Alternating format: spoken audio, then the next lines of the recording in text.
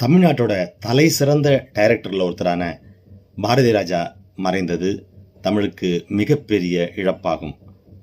பாரதி ராஜா அப்படிங்கிறவர் ஒரு மாபெரும் இயக்குனர் அப்படிங்கிறது பலருக்கும் தெரிஞ்சிருக்கும். அவரோட பல படங்களை எல்லாரும் பார்த்துருப்பாங்க. கிட்டத்தட்ட ஒரு 40 வருடமாக தமிழ்நாட்டின் பல படங்களில் பல நடிகர்களை அறிமுகப்படுத்தி பல புதிய கதைகளை சொன்னவர். அப்படின்னா நிறைய விஷயங்கள் பலருக்கும் தெரிஞ்சிருக்கும். அவர் படங்களை பார்த்த பல பேர் அவருடைய ரசிகர்களாக இருந்திருப்பாங்க. ஆனால் பாரதி ராஜா பற்றி தெரியாத பல விஷயங்கள் உண்டு. முக்கியமாக பார்த்தீங்கன்னா, பாரதி ராஜா ஒரு சாதாரண குக்கிராமத்துன்னு வந்தவர். அவர் மதுரைக்கு போய் படங்கள் பார்த்துருக்கிறார். அந்த காலத்தில் அவர் பார்த்தப்ப மதர் இந்தியா அப்படிங்கிற ஒரு படம் அவரை மிகவும் பாதிச்சிருக்கு. அந்த மதர் இந்தியாங்கிற படம் தான் இந்தியாவிலிருந்து ஆஸ்கருக்கு போன முதல் படமாகும். நாமினேட் ஆச்சு, ஆனால் அந்த படம் ஜெயிக்கலன்னு வச்சுக்கோங்களேன். அதை நர்கீஸ் அப்படிங்கிறவங்க நடித்தாங்க. அவங்களே தயாரித்து நடித்தாங்க. அவங்க அம்மாவாக இருப்பாங்க. அவங்களோட மகனாக சுனில் தத் அப்படிங்கிறவர் நடித்தார். ஆக்சுவலாக பார்த்தீங்கன்னா அவங்க 2 பேருமே ஹஸ்பண்ட் ஒய்ஃபு. ஆனால் அவர் அந்த ஒய்ஃபை அம்மாவாக அவர் ஏற்றுக்கிட்டு அந்த படத்தில் நடித்தார். அம்மாவே பையனை கொண்டுடுவாங்க. அதுதான் அந்த படத்தோட கதை. அது நம்ம பாலா பின்னாடி எடுத்தாரு பாருங்க, அந்த நந்தா படத்தில் அதை அப்படியே சுட்டிருந்தாங்க. ஒரு தாய் தன்னோட நாட்டுக்காக தனது மக்களுக்காக எப்பேற்பட்ட தியாகத்தையும் செய்வாள், அவள் தன்னுடைய பிள்ளையை கூட கொல்வாள் அப்படிங்கிறது தான் அந்த கதையோட தாத்பரியமாக இருந்தது. அந்த படத்தை பல முறை பார்த்துருக்காரு பாரதி ராஜா. வாழ்க்கையில் ஒரு படம் அதை மாதிரி எடுக்கணும் அப்படிங்கிற லட்சியத்துக்குள்ளே தான் நான் தமிழ் சினிமாக்குள்ளே நுழைந்தேன்.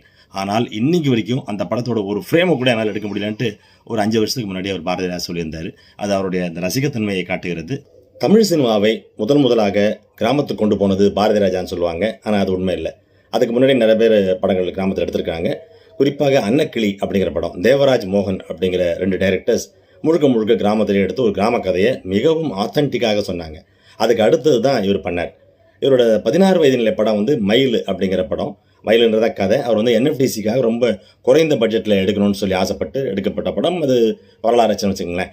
பாரதி ராஜாவோட படங்களில் பல படங்கள் அவர் காதலை சொன்னார் அப்படின்னு எல்லாருமே சொல்லுவாங்க. 14 ஷார்ட்ஸ்லாம் டிஃப்ரெண்ட்டாக இருக்கும் அப்படிலாம் சொல்லுவாங்க. எல்லாத்தையும் மேலே அவர் 2 விஷயங்களை மிக மிக முக்கியமாக சொல்லியிருக்கிறார். ஒன்று என்னதுன்னா, அரசியலுக்கு மிகவும் எதிர்ப்பை அவர் தெரிவித்திருக்கிறார் 2 படங்களில். அந்த அரசியலில் போனால் அந்த இளைஞர்கள் பாழாயிடுவாங்க அப்படிங்கிறது அவருடைய கொள்கையாக இருந்திருக்குது. அதை 2 படங்களில் அவர் சொல்லியிருக்கிறார். ஒன்று ஒரு கைதியின் டைரி, இன்னொன்று என் உயிர் தோழன். இந்த கைதியின் டைரி படத்தில் பார்த்தீங்கன்னா, ஒரு அரசியல் தலைவன் தன்னுடைய தொண்டனை எப்படி தனக்காக மிகவும் கேவலமாக பயன்படுத்தி கொண்டு எப்படிலாம் சுரண்டுவான், எப்படி எக்ஸ்ப்ளாய்ட் பண்ணுவான். ஆனால் ஒரு ரசிக மனப்பான்மையில், ஒரு பக்த மனப்பான்மையில் இந்த தொண்டன் எப்படி தன்னுடைய சகலத்தையும் அந்த அரசியல் தலைவனுக்காக தியாகம் பண்ணிட்டு நாசமாக போவான் அப்படிங்கிறத அவர் அந்த படத்தில் காமிச்சிருப்பார். ஒரு கைதியின் டைரி அப்படிங்கிற படத்தில் அதை அவர் ஒரு குறிப்பிட்ட அரசியல் தலைவரை மனசில் வச்சுட்டு எழுதினார் அப்படின்ற மாதிரிலாம் குற்றச்சாட்டுகள் அப்படி இருந்தது.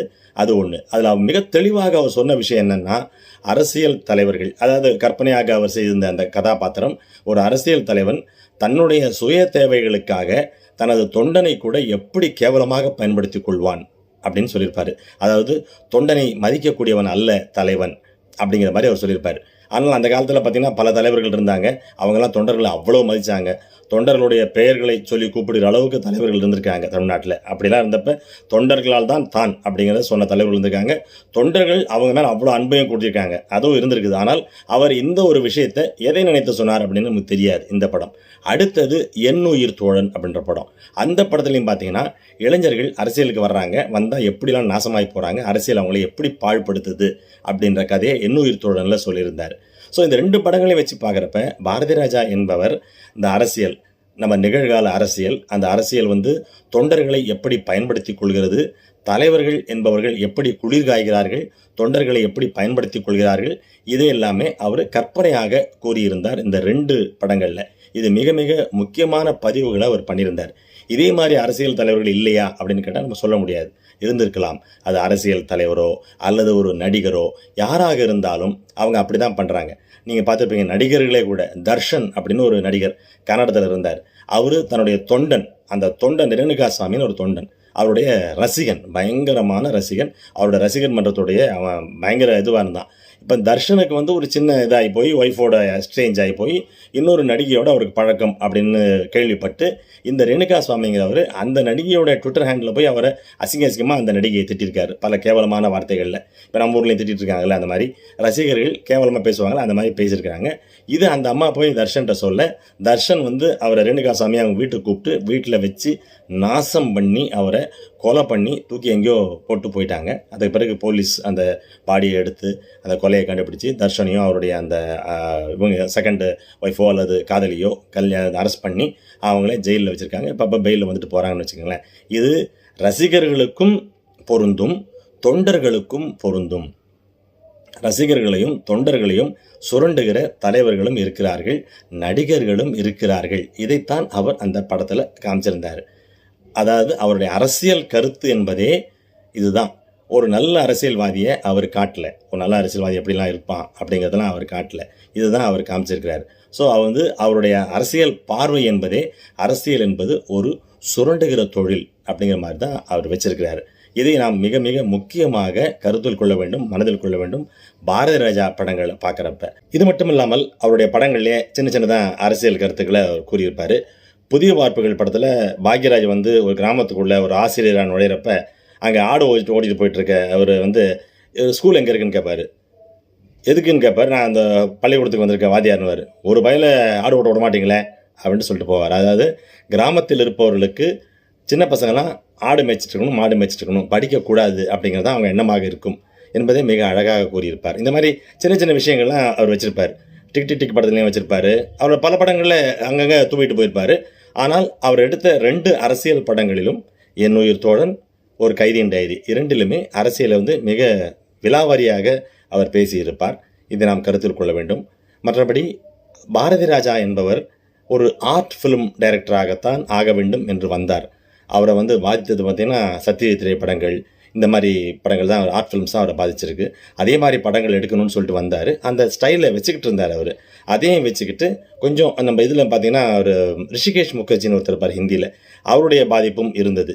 பெரும்பாலும் பாரதி ராஜாவுக்கு வந்து ஹிந்தி, இந்த ஆர்ட்டு, இந்த மாதிரியான படங்களுடைய பாதிப்பு தான் இருந்திருக்கக்கூடிய, தமிழ் படங்களுடைய பாதிப்பு மிக அதிகமாக இருந்த மாதிரி அவர் வெளியில் சொல்லிக்கவும் இல்லை. ஸோ சத்யஜித் ரே, ரிஷிகேஷ் முகர்ஜி இவங்களுடைய பாதிப்பில் படம் எடுக்க வந்தார். இந்த படம் மதர் இந்தியா இத்தனை பாதித்து என்று சொன்னார். அதை வந்து கொஞ்சம் சட்டிலாக அவர் சொன்னார். அவரோட படங்களில் மேக்கிங் கூட கொஞ்சம் டிஃப்ரெண்ட்டாக இருக்கும். நிறைய க்ளோஸ்அப்ஸ் யூஸ் பண்ணுவார். நிறைய நடிகைகளை அவர் அறிமுகப்படுத்தியிருக்கிறார், நடிகர்களையும் அறிமுகப்படுத்தினார். அதில் சக்ஸஸ் ஆன ஒரே நடிகர் வந்து பாக்யராஜ் தான். மற்றபடி வேறு சுதாகர் வந்தார், விஜயன் வந்தார், அவங்களாம் பெரிய சக்ஸஸ் ஆனார். சுதாகர் ஓரளவு சக்ஸஸ் ஆனார். மற்றபடி அவருடைய நடிகர்கள் வந்து பெரிய சக்ஸஸ் யாருமே ஆகவில்லை. ஆனால் நடிகைகள் எல்லாருமே பெரிய சக்ஸஸ் ஆகியிருக்காங்க. இன்றைக்கி வந்து ஒரு ராம்கோபால் வர்மா ஒரு ட்வீட் போட்டிருந்தார். அவர் வந்து ஸ்ரீதேவியை அறிமுகப்படுத்தினார்னு. ஸ்ரீதேவியை அவர் அறிமுகப்படுத்தலை. 3 முடிச்சு படத்தில் பாலச்சந்தர் அறிமுகப்படுத்தினார். பிறகு 16 இவர் யூஸ் பண்ணார்.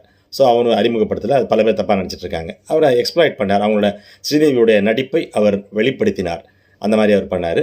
ஸோ அவர் நல்ல நடிகைகளை அறிமுகப்படுத்தி இருக்கிறார். ராதா, ரத்தி அக்னிஹோத்ரி, 6 பேர் வர மாதிரி ராதிகா, இப்படி பல நடிகைகளை அறிமுகப்படுத்தி இன்றைக்கி வந்து தமிழ்நாட்டில் அல்லது இந்திய திரையுலகில் சிறப்பாக இருக்கிற பல நடிகைகள் பாரதி ராஜாவுடைய அறிமுகம்தான் என்பதை நாம் மறந்துவிடக்கூடாது. தமிழுக்கு, தமிழ் சினிமாவுக்கு இது ஒரு மிகப்பெரிய இழப்பு. அவருக்கு அரசு மரியாதை கொடுத்திருக்கிற முதல்வருக்கு தமிழ் சினிமா சார்பில் நாம் நன்றி சொல்ல வேண்டும். பாரதி ராஜாவின் புகழ் என்றுமே இருக்கும். அவருடைய படங்கள் என்றுமே நம்மோடு இருக்கும் என்பதை நாம் மறந்துவிடக்கூடாது. அவருடைய படங்கள் தான் இனிமேல் பாரதி ராஜாவாக இருந்து நம்மிடம் பேசிக்கொண்டிருக்கும்.